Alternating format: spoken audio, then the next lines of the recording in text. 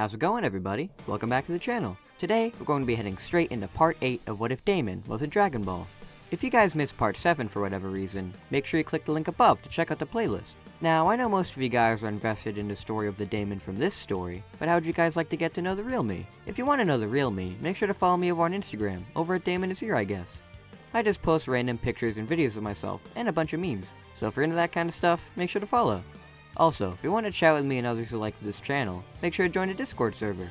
Right now we have over 200 members in the Discord, which is absolutely insane, and I'm happy that people can just chill and chat there. It's also pretty dope to interact with you guys more, so make sure to join the Discord if you haven't already. With all that out of the way, let's get right into today's What If. We last left off with Goku, Vegeta, and I making our way to King Kai's planet. In the panic of escaping King Cold, I decided this was the best place to go and try and find directions to Supreme Kai. My thought process was that Shin himself wouldn't be able to help us, but maybe if I grabbed a Z-Sword and freed Elder Kai, then we can get our potential unlocked and actually be a match for King Cold. There is one thing I didn't account for, however. King Kai tells me that he has no idea where the Supreme Kai's planet is. He's obviously heard of the god above gods, but he's never actually met the guy, and has no idea where he is. I didn't expect this at all, and I'm kind of freaking out since I don't want another android situation to go on and fail everybody again.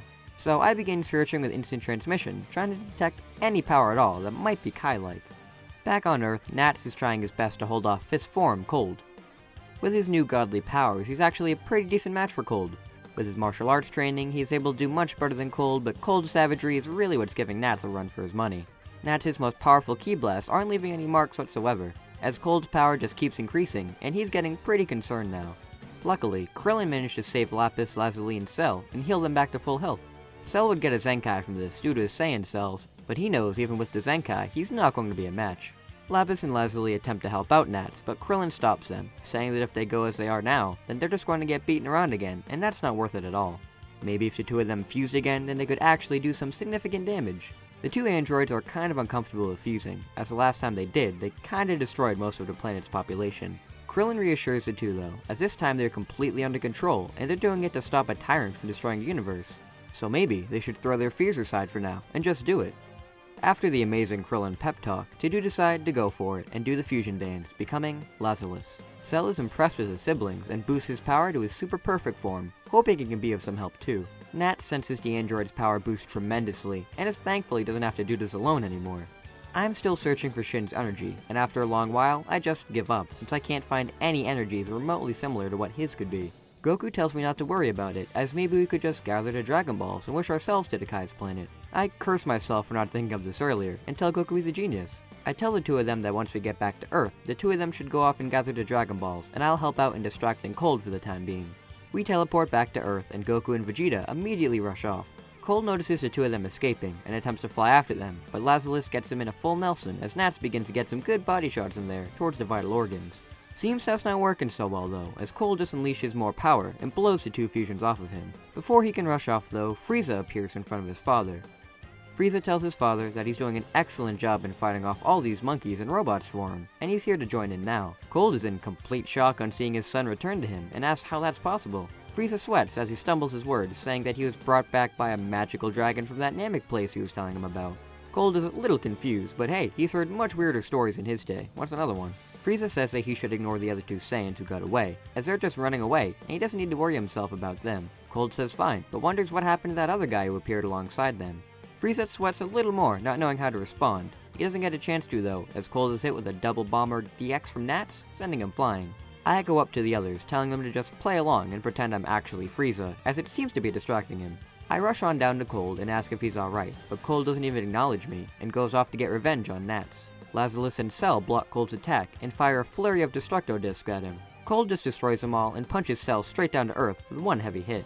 Lazarus is able to defend himself with one of Lapis's barriers, but only momentarily, as Cold breaks through it pretty easily. Before he can completely lay out Lazarus though, I fire off my Mental Rubuliku, stunning Cold as he holds his head in pain, as his mental state begins to collapse.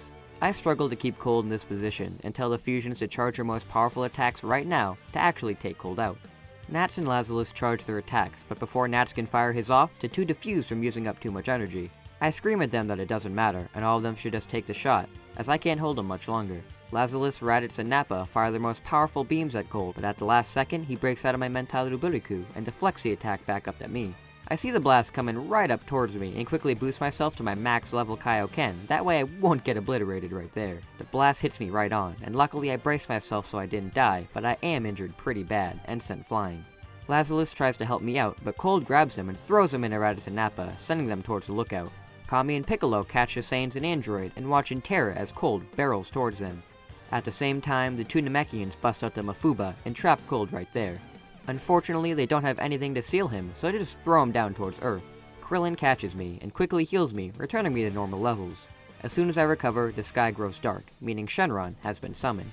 I quickly contact Goku and Vegeta telepathically, saying we're running out of time, so I need them to just wish the Z-Sword to this location, right now. Goku and Vegeta make the wish, and a Z-Sword appears on the lookout next to Kami.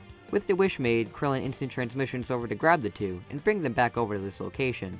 I drag the two over and tell them to take the sword into the hyperbolic time chamber and break it in half.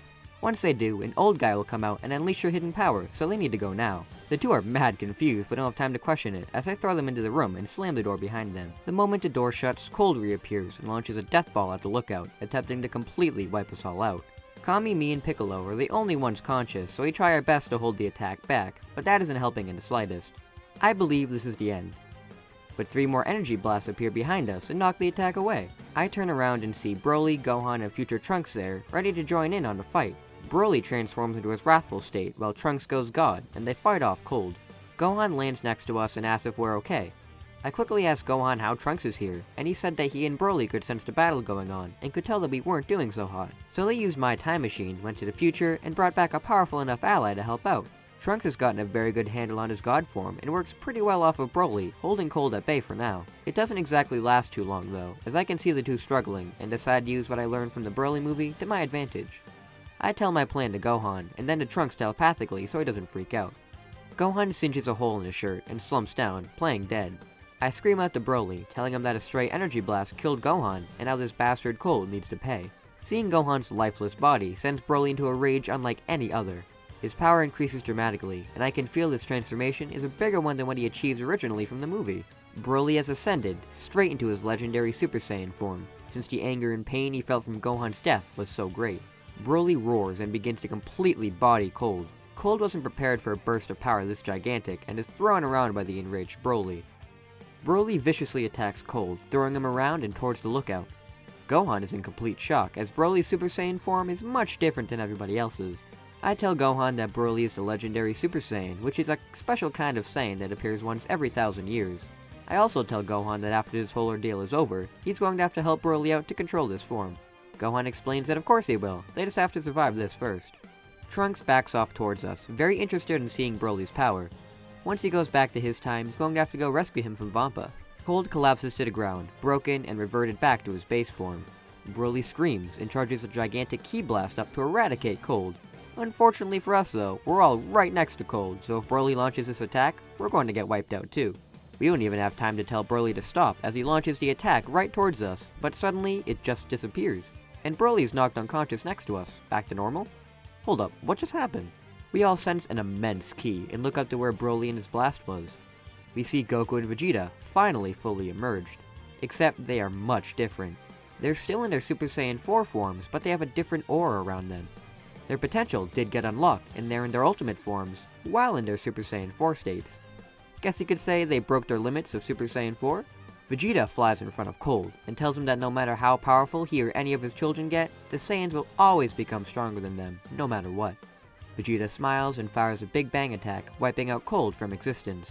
Vegeta has finally gotten his revenge on the Frost Demons for all the terror that they've caused him and his family for all these years. Old Kai comes out too, and says that now that the demon is killed, can he go back to his world now? I introduce myself to the Old Kai, and ask him if he can tell us where his world is, because we don't even know where it is to be honest. Old Kai is pretty pissed because the first thing he did when he was freed was work for hours to increase somebody's potential, and now he's stuck on this planet. Kami talks as Old Kai, as he is the god of Earth, so he'd introduce him to everybody and make him comfy and cozy to adjust to life on Earth. The Saiyans and the androids also take their loss to King Cold to heart, and they leave to go train even harder than ever. That way they can defeat similar and stronger threats in the future. Trunks tells everybody that if they ever need him again, they know where to find him, and he departs back to his future. Everybody goes back to their lives, and new training in this time begins. I'm going to be covering that training though, next episode. I hope you guys enjoyed this episode, as I had a blast writing it. Next time, we're moving into the very large time skip between the androids and Boo, where there's going to be loads of training, so I hope you guys are looking forward to that. Thanks so much for watching, guys, and until we meet again, see you later!